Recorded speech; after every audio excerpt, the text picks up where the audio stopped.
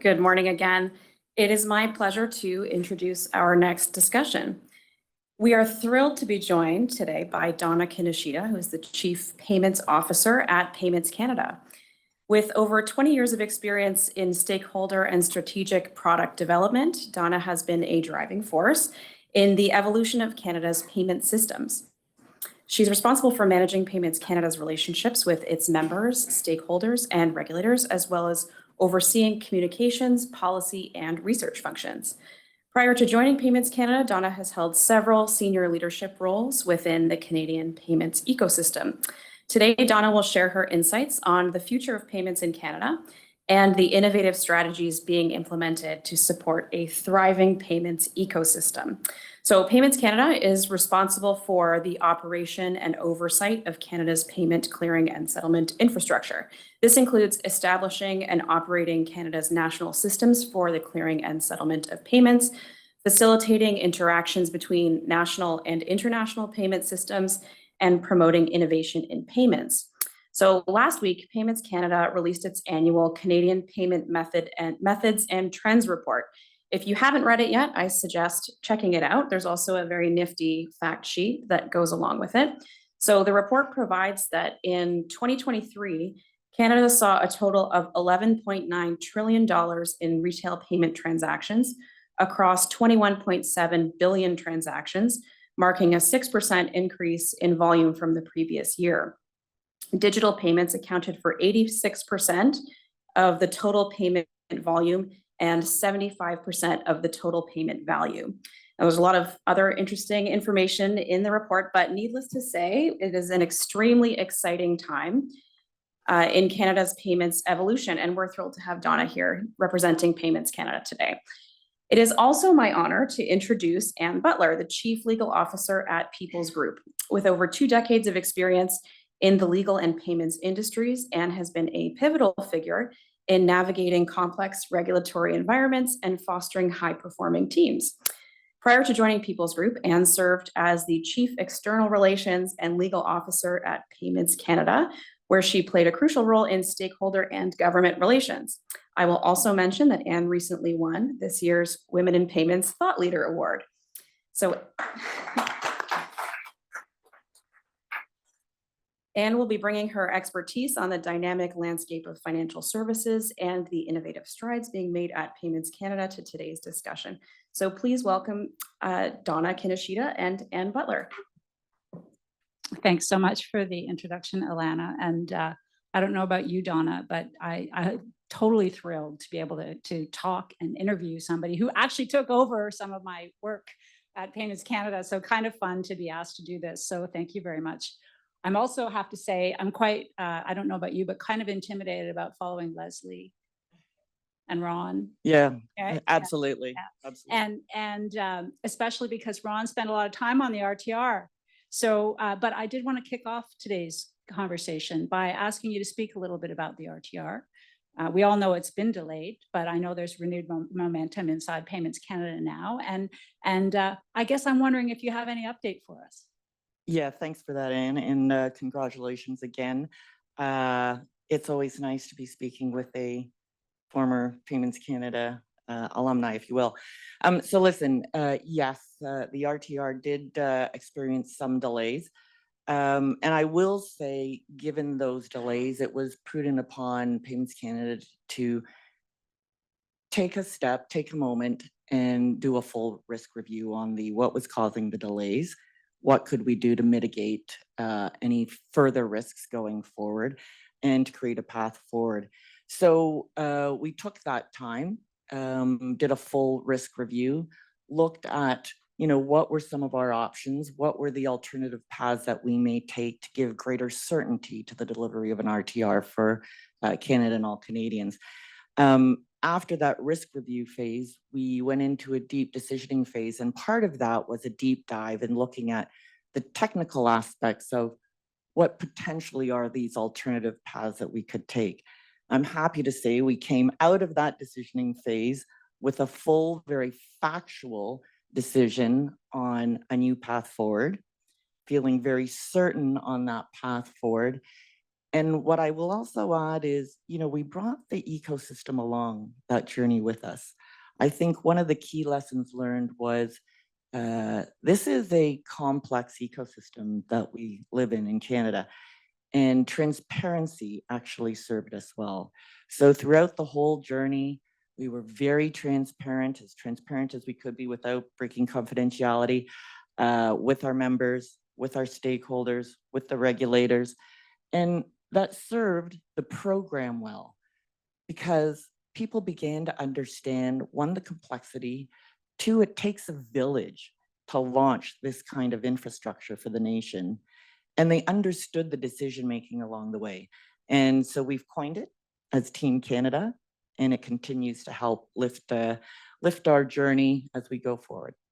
So in terms of updates, still very much on track to deliver the RTR. We've put out there that we will be in testing by mid-25, so mid next year. Be in industry testing at the beginning of 26, and we're still on that path. So great. I love the Team Canada picking up on some of the energy coming out of the Olympics, I guess, right? So we heard from Ron earlier about the RPAA and its connection to the RTR. And there are many people here today, many of for instance, the clients of my business that are probably going to be registering or getting a letter from Ron. And so I guess the question for you, Donna, is for those registrants under the RPAA who are also interested in participating in some way in the RTR, how do they do that? How do they get ready for the RTR, given where we are now? Yeah, thanks for that, Anne. And hopefully you're not getting a letter from Ron. But we're excited that the RPAA is launching this year. A little bit of background in terms of how RPAA and the RTR fit together. We often refer to it as the three-legged stool. So you're asking what's the third leg. Part of it is our Canadian Payments Act, the amendment that was actually received royal assent this year, we're happy to say. And so what does that mean? It means that our membership can actually expand at the same time as an infrastructure that lays the groundwork for innovation for PSPs, many of you here.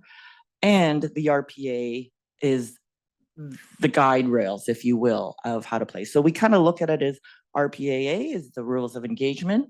The RTR is the infrastructure to allow that innovation to happen.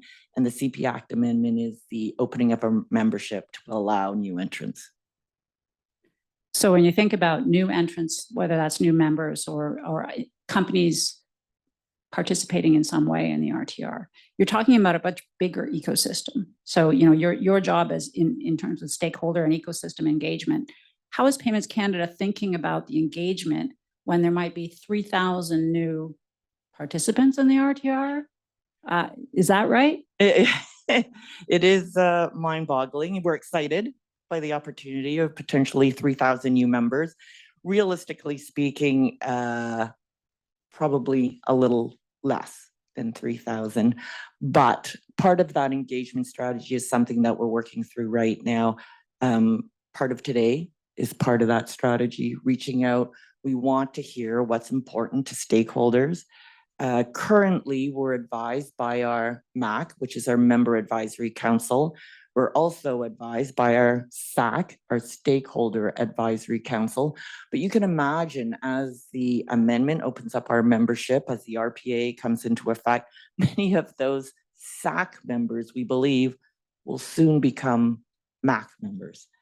And so we think about how might we look at what the SAC comprised of, how might we have greater outreach to the FinTech community, how might we create a FinTech Advisory Council, because we need to hear what the needs are and we need to understand what's driving those underlying needs as we go forward.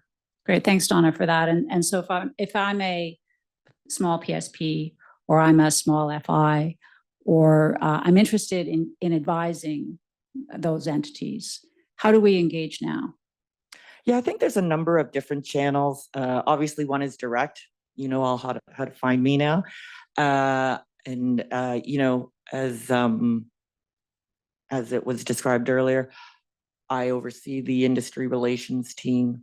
So feel free to reach out to our industry relations team, to myself directly. Any member of Payments Canada is happy to help.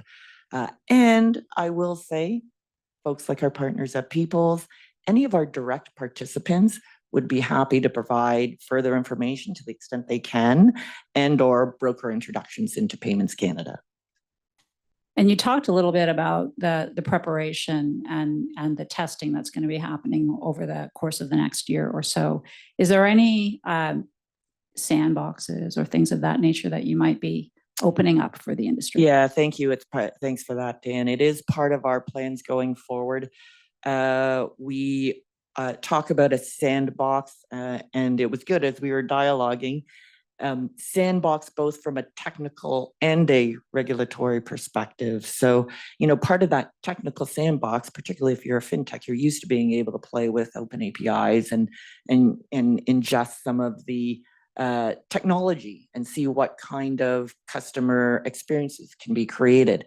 So we would like to be able to expose technical sandbox as well as create a playbook. Because, you know, some of my background is obviously working in a fintech, and it is challenging to understand how much of a lift is it for me to become a direct participant? Does it make sense from my particular business strategy perspective? What are the pros and cons of being a direct participant versus an RPA registrant? And maybe partner with a group like People's Group in terms of an indirect participant.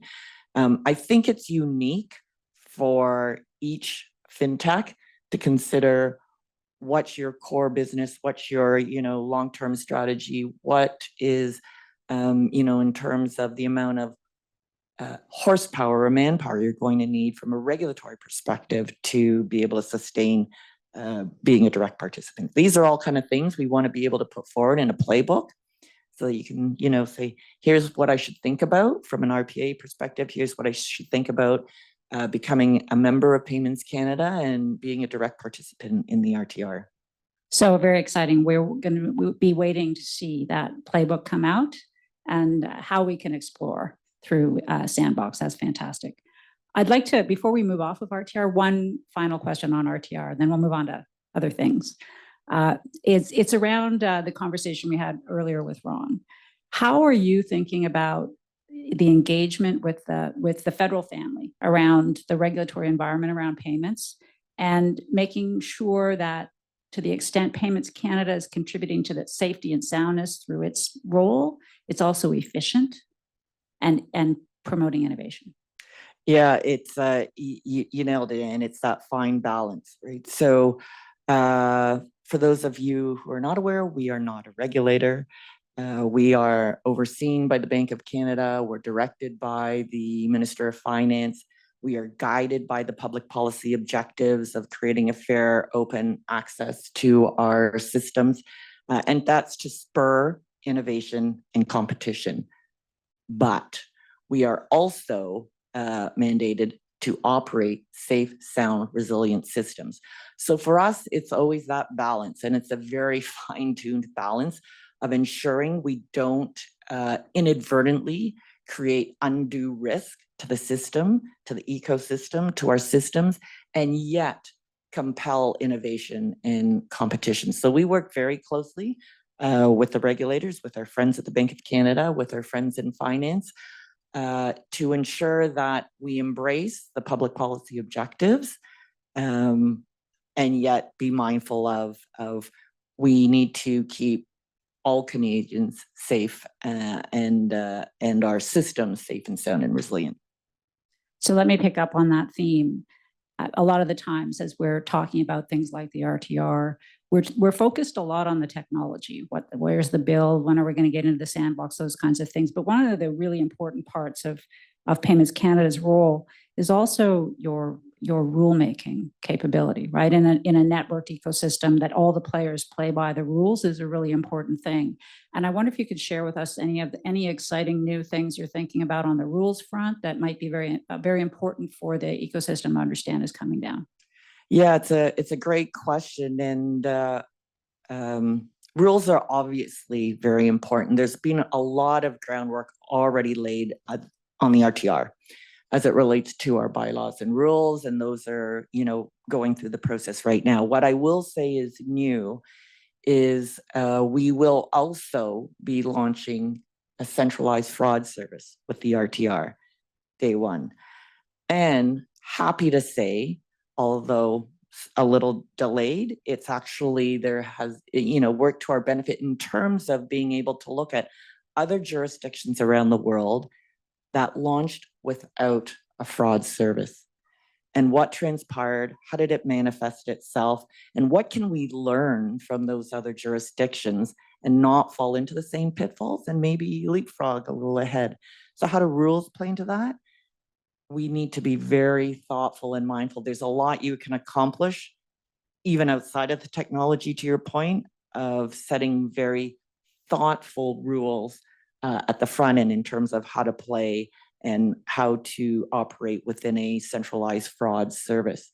An example would be, we watch the UK environment very closely. And so some of the rules and regulations that are being put in place there, we have the luxury, if you will, of watching how that manifests itself in market behavior over the next 6, 9, 12 months, and being able to adjust for that as a made in Canada solution. Exciting to hear about the centralized fraud plans. That's fantastic. Another area that's very heavy overlay from a regulatory perspective for financial institutions and payment service providers is the anti-money laundering, anti-terrorist financing space. Are you doing any work in that area right now? Yeah, thanks, Anne. Absolutely.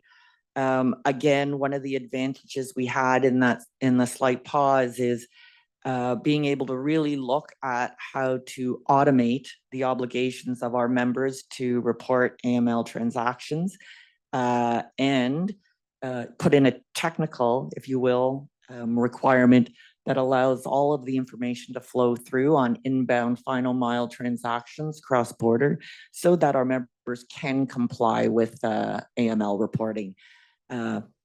Again, outside of rules for now, technical solution, but also looking at, okay, and what else can we do to help as it relates to our fraud service and assist in those AML reporting requirements. Great, thanks. And you raised the topic of cross-border, so I'm going to segue into cross-border now, if that's okay, and call out the latest report from your team, right? The Canadian Payments Methods and Trends. It was just published. Amazing number about the increase in cross-border payments, 33% increase year over year in cross-border payments from Canadians, remittances for overseas. So what are you doing in that space, and what are you thinking about adding value to the ecosystem in cross-border payments? Yeah, I think if you look at any roadmap or long-term strategic perspective that we'd have at Payments Canada, the desire is always to have a cross-border capability as it relates to the RTR. Having said that, we're also very focused on delivering the RTR and the infrastructure and then considering the go forward. So I will say immediately what we're focused on is those inbound cross-border last mile and how we actually bring those in safe, sound, and adhering to AML rules. In the future and on the roadmap, absolutely cross-border is top of mind. However, we want to make sure that, again, we're doing it very thoughtfully, strategically, again, learning from other jurisdictions, again, being very mindful of our unique ecosystem and our unique position in the market. Look at, if you dove deep into those statistics, you'd see that a high percentage of those are north-south. No secret. And so should that be something else that we consider in terms of how do we start? We're also very mindful of, unintended consequences in terms of correspondent banking and how we might think about that. So it's not that we're just going to leap into something, but absolutely looking into cross-border. So the other area that is really rapidly evolving and is a little terrifying is, cybersecurity and threats to payment systems, threats to all systems, obviously, but the payment systems in particular.